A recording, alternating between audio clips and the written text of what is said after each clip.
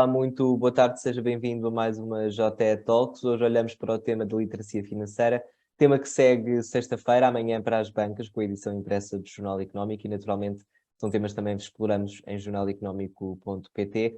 Hoje, connosco nesta conversa, temos Henrique Tomé, analista da XTB. Henrique, antes de mais, boa tarde e obrigado por se juntar a nós.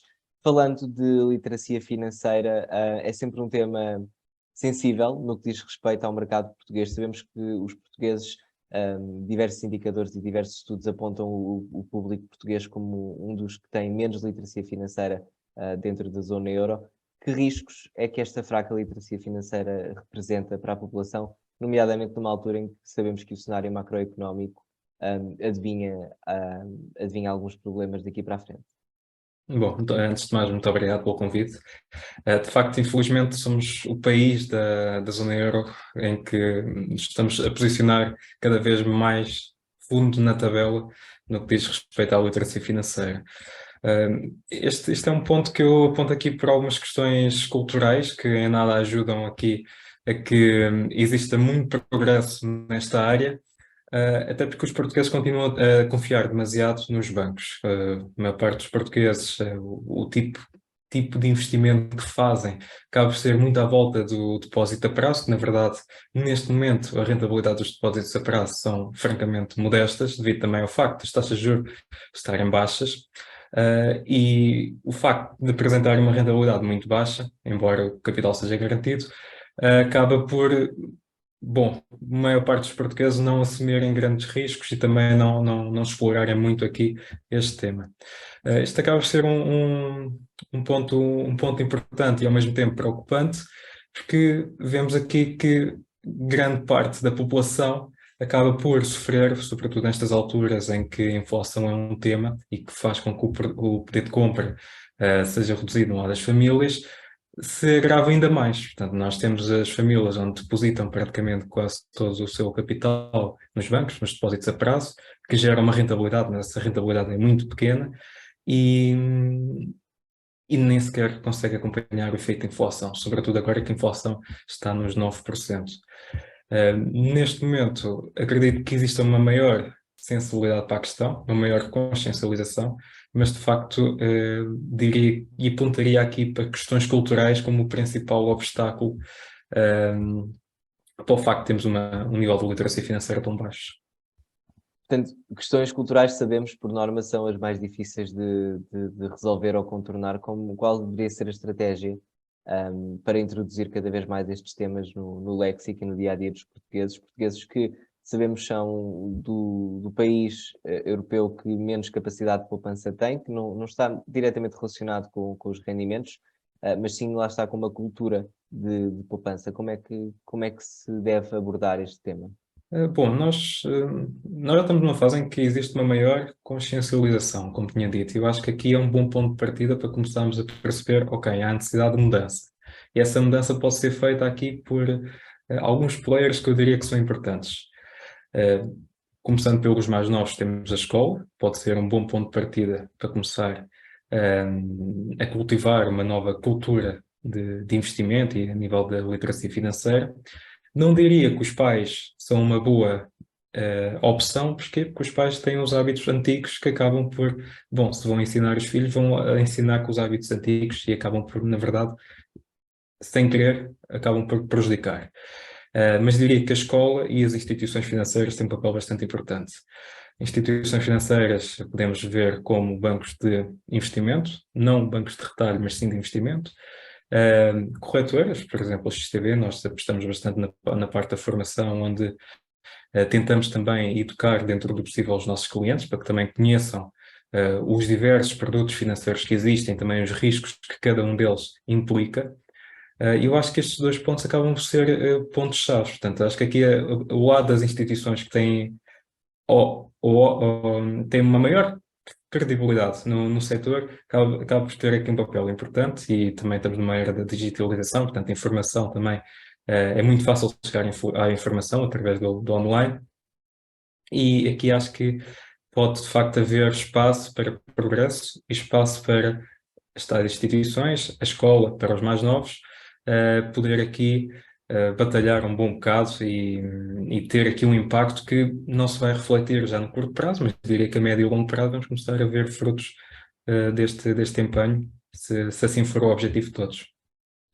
Henrique, sabemos, porque sempre assim foi, que em Portugal o principal produto financeiro que as famílias encaram como uma opção de poupança, de crescimento da própria riqueza pessoal ou do seu património, é a clássica conta poupança, um produto válido para a maioria das pessoas. Diria que o facto de os portugueses não agarrarem outro tipo de oportunidades, outro tipo de ferramentas que estão disponíveis, se prende muito com uma certa aversão ao risco crónica em Portugal. De facto, portanto, como temos iniciado aqui a nossa conversa, os portugueses depositam demasiada confiança nos bancos e o modelo que utilizam para investir o seu capital é muito por via dos depósitos depósitos a prazo, depósitos à hora. Eu diria que pode ser pela aversão ao risco, mas também pela falta de conhecimento. Acho que em Portugal ainda existe muita cultura de o investir, não se sabe bem qual é que é o conceito de investir. Investir é preservar o capital, em primeiro lugar, e, se possível, também capitalizá-lo. E quando nós estamos a falar em preservar, consiste em que o nosso capital, pelo menos, não seja, ou que seja possível mitigar os efeitos de inflação. Só que para termos ideia, tendo a taxa de inflação neste momento em Portugal nos 9%, só aqui para percebermos em termos práticos, por cada 1.000 euros que nós temos, nós estamos a perder 90 euros de poder de compra. Okay? Portanto, acaba por ter aqui um peso relevante. O valor do dinheiro está sempre a mudar e aqui a parte do investir acaba por ser importante na ótica de pelo menos preservar o capital. E investir, embora tenha riscos, mas os riscos também são controlados. Nós temos uma série de produtos financeiros nos quais podemos também tentar perceber qual o grau do risco face também ao grau da rentabilidade. Se nós, para um lado, temos depósitos à ordem a prazo, que apresentam retornos modestos, mas também o seu risco é quase zero. Temos apenas o risco do banco eventualmente entrar em insolvência, mas o risco é quase zero do produto. Por outro lado, temos produtos onde a rentabilidade é muito maior, mas o risco também é substancialmente maior, mas existe sempre um meio termo. E acho que aqui a falta de conhecimento do típico investidor português acaba por prejudicar muito quando os portugueses vão olhar para os produtos financeiros e para tentarem perceber qual dos produtos é que se adequa ao seu perfil de investidor. Todos nós temos um perfil de investidor, é importante conhecer, varia muito consoante o nível de rendimentos, consoante a idade, por exemplo. Nem todos temos a mesma tolerância ao risco e nem todos também temos os mesmos objetivos quando decidimos investir. E por isso mesmo, este também é outro ponto que acaba por ter importância, sobretudo quando vamos escolher qual a classe de ativos, quais os instrumentos financeiros que vamos alocar parte do nosso capital. Respondendo à questão, eu acho que aqui é muito a parte do desconhecimento. Eu não diria que é tanto a aversão ao risco, até porque muitas das vezes o que é que acontece? Muitas das vezes temos investidores que não têm experiência, acabam por alocar parte do seu capital a produtos mais arriscados, mas sem conhecimento que de facto existia. Falamos aqui dos mais voláteis, portanto, das criptomoedas, que recentemente, nos últimos anos, vimos muitos investidores com fraca literacia financeira, lá está, a entrar de pés juntos no mercado extremamente volátil, como sempre dissemos que era volátil, não é? Exatamente, o mercado dos criptoativos é caracterizado pela sua volatilidade, não quer dizer que não seja tão válido como outros, mas dedica-se apenas a um estilo de investidor um pouco mais arrojado, um pouco mais com uma maior apetite ao risco, ok? Não... E aqui também é preciso ter em conta que para termos retornos elevados é que existe também depois um risco substancial. O mercado acaba por funcionar por assimetrias. Em teoria, quanto maior o risco eu estiver a assumir, maior será também o retorno expectável, embora exista às vezes situações onde isso não se materialize, mas em teoria é sempre esta lógica. E este é um ponto essencial, este é um ponto de partida para quem quer começar a investir, para ter como consideração. Henrique, sabemos que ao longo dos próximos meses e entrando em 2023 e provavelmente até 2024, começaremos a assistir cada vez mais a situações de incumprimento por parte das famílias e por parte dos indivíduos. Situações dessas estão associadas a um sobreendividamento. A questão do crédito à habitação tem sido muito tocada. Isto tudo associado a um ecossistema cada vez mais digital, onde as pessoas acabam por estar mais expostas também a burlas ou esquemas de natureza de phishing. Lidamos aqui com um cenário em que pessoas, por natureza e por defeito, já têm uma fraca literacia financeira, vão-se começar a deparar com consequências ou com efeitos imediatos daquela que é alguma irresponsabilidade ao nível dos gastos, ao nível do endividamento. Que conselhos é que deixaria a esses portugueses que porventura começam agora a avaliar aquilo que foi a sua exposição também a um risco que não contavam? Sabiam que as taxas de juros, por exemplo, no caso concreto do crédito à habitação, estavam negativas, mas na economia taxas de juros negativas é uma normalidade. Exato. Nós durante muitos anos experienciámos um período em que as taxas de juros estavam muito perto dos níveis de zero e possivelmente estamos perante uma fase de transição onde vamos começar a ver um período onde as taxas de juros deverão afastar-se dos níveis de zero. Neste momento nós de facto vai-se levantar aqui alguns desafios, mas também algumas oportunidades, diria. Esquemas, burlas, sempre houve a partir do momento em que o nível de literacia é baixo. E, aliás, há relativamente pouco tempo, vimos muito que tudo o que era da família dos derivados, portanto, CFDs, inclusive, tem uma conotação muito negativa em Portugal devido ao facto de muitos dos investidores que começaram a investir acabaram por utilizar instrumentos mais sofisticados, onde lá está o risco também, o retorno era maior, mas o risco também era substancial. E a falta de conhecimento levou a que, por exemplo, no lado dos CFDs tivesse uma má imagem na sociedade portuguesa, vamos dizer assim. Não quer dizer que o produto seja mau, é assim, foi sim mal interpretado e mal usado por quem estava a começar. Okay? Eu diria que os próximos tempos vão ser desafiantes por causa da questão então do aumento das taxas de juros, que pode levar aqui a um agravamento, sobretudo no mercado imobiliário, mas também porque as condições económicas, portanto, nós estamos numa fase em que os bancos centrais estão empenhados a arrefecer a atividade económica para conter o efeito de inflação e, portanto, espera-se que, na verdade, todos nós vamos ter que pagar o custo do combate à inflação. Isto pode ter uma consequência talvez um pouco não desejada para quem quer já investir, pois isto alimenta um pouco o medo e acaba por ser cíclico, portanto, sempre que existem períodos de maior turbulência na economia, a tendência para investir acaba por diminuir, em vez de se aproveitar às vezes algumas oportunidades, e portanto acho que aqui não vamos conseguir negar estes ciclos de mercado que acontecem e que ao longo dos anos acontecem sempre, não só em Portugal, mas na generalidade dos investidores. No entanto, acho que aqui abre espaço para, lá está, as instituições financeiras, também médio e longo prazo, mais a longo prazo, as escolas, batalharem um pouco mais nestes assuntos. Estes assuntos são importantes, nós devemos ter uma cultura mais de investir, até porque os benefícios são largamente superiores às consequências, embora todos os investimentos tenham riscos, como é óbvio, mas também dá para classificar o nível de risco que cada instrumento tem.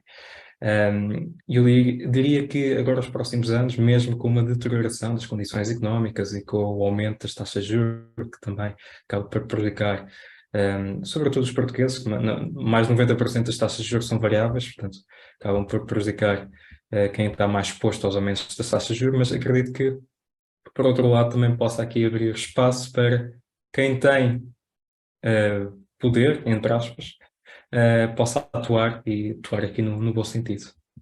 Henrique Tomé, também torna-se cada vez mais notório, falámos brevemente aqui da questão das burlas, mas num plano mais geral, esses produtos financeiros, esses esquemas, podemos chamar-lhe assim, sempre existiram, disse isso e disse o bem, estão-se a tornar mais sofisticados, mais fáceis mais aliciantes, aliás.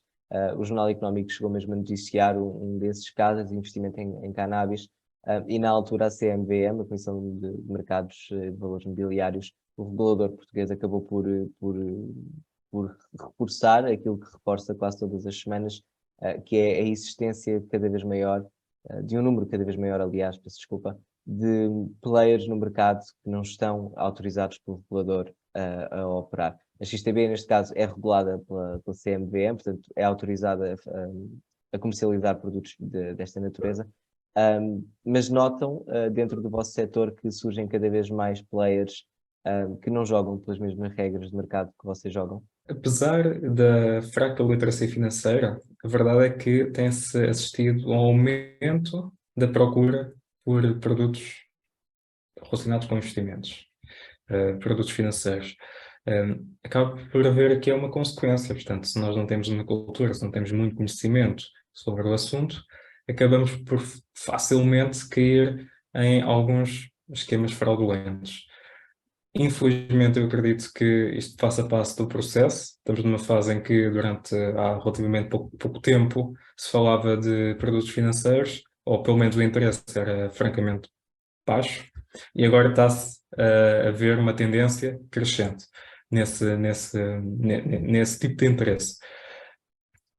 Lá está, eu volto a reforçar aqui o papel que as instituições têm e que deve ser mesmo reforçado e deve ser levado a sério, pois acaba por, aqui no lado dos institucionais, acabam por ser as melhores pessoas para alertar e para fazer entender aqueles que estão a começar. Eu acredito que seja fácil, portanto, estarmos a navegar por algo que não conhecemos e olhamos para um website que parece minimamente apelativo ou por... É fácil fazer um website. Exato. Acaba por ser também consequência, portanto, desta era do digital. Portanto, Mistura-se aqui, portanto, também com uma questão de literacia digital, que é outro tema no qual os portugueses continuam um passo atrás do resto da Europa. Sim, infelizmente, infelizmente sim. Não tanto, talvez, como na parte da literacia financeira, mas também é um ponto que não joga nada a nosso favor. Portanto, Expectativas quanto ao futuro? Vamos assistindo cada vez mais ao surgimento não só de empresas, mas de produtos associados a uma nova fase da internet, à Web 3.0. Assistimos cada vez mais a um crescente número de startups e de empresas de Decentralized Finance, DeFi, que são um sinal claro de que esta procura existe por parte do público e que estes produtos estão a tornar-se cada vez mais normalizados, cada vez mais rotineiros. Olha para tudo isto como uma oportunidade também de introduzir estes temas na população. Pergunto isto porque no início dizia que os portugueses confiam demasiado nos bancos. Ora, sabemos que a maior parte dos novos produtos financeiros ao longo dos últimos 20 anos não vêm da banca tradicional, vêm quase de empresas tecnológicas. Portanto, estamos a assistir aqui a uma mudança de um paradigma. Acha que isso terá efeitos concretos naquilo que é o contacto das pessoas com produtos financeiros de investimento e de poupança? Portugal tem sido, aos olhos do resto do mundo, bastante apologista da transição para a Web 3.0 e tem promovido também condições para que o investimento seja atraído aqui, cá para dentro. O problema é que diria que se ainda estamos numa fase tão difícil das pessoas começarem a perceber quais é que são os tipos de produtos financeiros que devem investir, eu acho que passar logo para projetos baseados em DeFi ou projetos relacionados em cripto, Web3, acredito que se calhar é um é algo talvez demasiado arriscado. Portanto, estamos aqui numa fase em que a transição para a Web3 está a acontecer, não é indiscutível, mas também está numa fase muito embrionária em que há muitos projetos ainda especulativos, que se torna também muito difícil de perceber os projetos que têm valor, os projetos que têm viabilidade e aqueles que são apenas especulativos. E este ano tem sido marcado, sobretudo, por algumas falências também no lado dos criptoativos, de grandes plataformas, A a Celsius. lending, exatamente. Um pouco semelhante ao que aconteceu em 2008, só que no lado de cripto.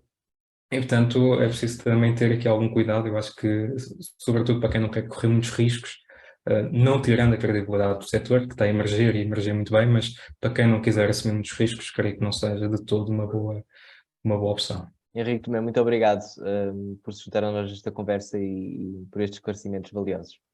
Obrigado. Obrigado também a si que esteve desse lado a acompanhar. Já sabe que pode ver e rever esta e outra JE Talk sempre quiser na JE TV, plataforma multimédia do Jornal Económico. Como sempre, toda a informação está em constante atualização em jornaleconómico.pt e recordo que este tema da literacia financeira segue amanhã para as bancas com a edição impressa, que pode, uma vez mais, ler online. Fique bem e nós voltamos para a semana.